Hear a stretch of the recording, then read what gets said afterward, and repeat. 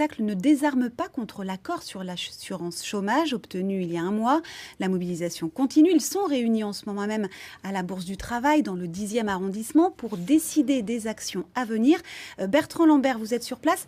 Est-ce que Solidays ou Rock en Seine risque d'être annulé ?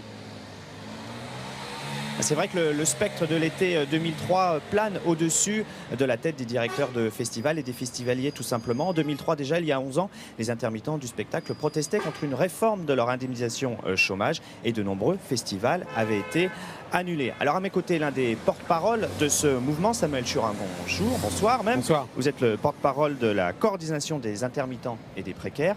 Il y a quelques jours, Aurélie Filippetti, la ministre de la Culture, a fait un pas en votre direction en demandant une renégociation de certains points de cet accord du 22 mars. Mais pour vous, ce n'est pas suffisant. Ah non, c'est pas que c'est pas suffisant, c'est que l'accord est inacceptable.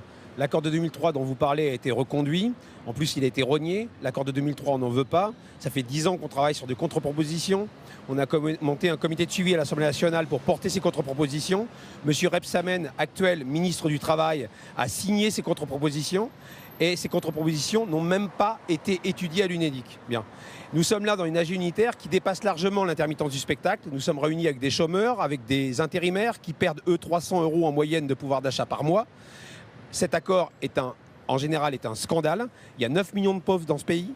Il y a un chômeur sur deux qui n'est pas indemnisé.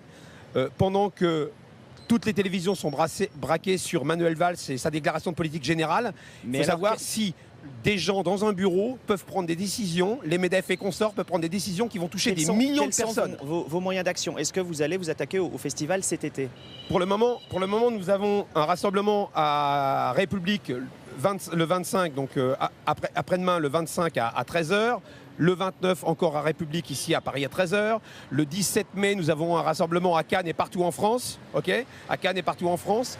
Il est évidemment question de l'assurance chômage en général. La question est de savoir, au moment où tout le monde va d'emploi court en emploi court, si on a une réponse réelle à ces emplois courts ou non. Voilà. Merci Samuel Churin d'avoir été avec nous. L'Assemblée générale vient de débuter. Je voulais rajouter simplement Marianne. un mot. Excusez-moi.